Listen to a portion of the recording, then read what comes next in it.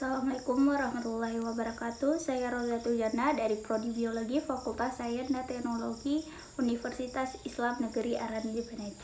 Pada video ini yang berjudul webinar seri ekologi laut, ekologi terumbu karang, ekologi lamo, dan ekologi makro. Pada seminar ini terdapat 3 narasumber. Yang pertama Bapak Faded Kamal Muzaki, Ibu Nurul Kusuma Dewi, dan Ibu Ruli Iswatun Hasanah. Kepada narasumber pertama, Bapak Farid Kamal Muzaki, beliau menjelaskan tentang ekologi mangrove, ekosistem hutan.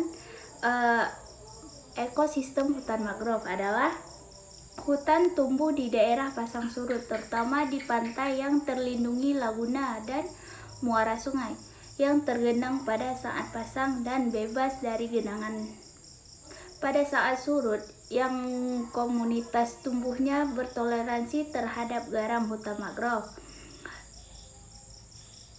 adalah komunitas tumbuhan yang tumbuh di daerah pasang surut.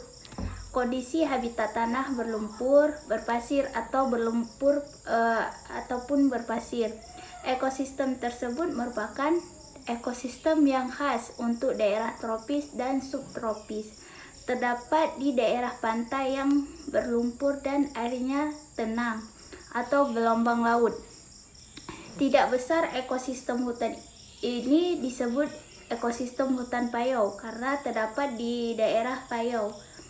Estuari yaitu daerah perairan dengan kadar garam atau salinitas antara 0,5 derajat Celcius dan 30 derajat Celcius. Disebut juga ekosistem hutan pasang surut karena terdapat di daerah yang dipengaruhi oleh pasang surut air laut. Kepada narasumber yang kedua menjelaskan tentang ekosistem lamun. Ekosistem lamun merupakan kelompok tumbuhan hidup di perairan laut. Hidup di perairan laut. Dangkal lamun merupakan tumbuhan berbunga atau Angiospermae yang memiliki kemampuan beradaptasi secara penuh di perairan yang memiliki substansi salinitas tinggi. Hidup terbenam di dalam air dan memiliki rizoma daun. Sakar sejati lamun memiliki akar, batang, dan daun sejati sehingga dikategorikan sebagai tumbuhan tingkat tinggi. Lamun juga dia berbuah dan juga menghasilkan biji. Selain itu, lamun dikenal sebagai tumbuhan berumah dua, yaitu dalam satu tumbuhan itu hanya ada bunga jantan atau bunga betina saja. Sistem pembiakan generatifnya cukup khas karena mampu melakukan penyerbukan di dalam air dan buahnya terendam di dalam air. Dan selanjutnya yang ketiga menjelaskan tentang terumbu karang. Terumbu karang adalah sekumpulan hewan karang yang bersimbiosis dengan hal sejenis tumbuhan alga. Hewan ini memiliki bentuk unik dan warnanya beraneka rupa serta dengan dapat menghasilkan CaCO3. Terumbu karang merupakan habitat bagi berbagai spesies tumbuhan laut, hewan laut, dan mikroorganisme laut.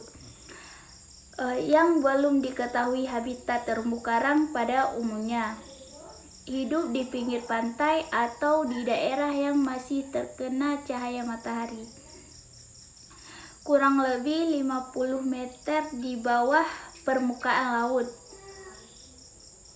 Beberapa tipe terumbu karang dapat hidup jauh di dalam laut dan tidak memerlukan cahaya. Namun terumbu karang Namun terumbu karang tersebut juga tidak bersimbiosis dan tidak membentuk karang. Ekosistem terumbu karang sebagian besar terdapat di perairan tropis, sangat sensitif terhadap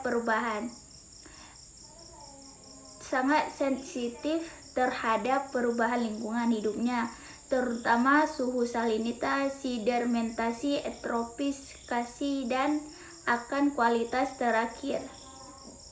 Dan alami atau tree in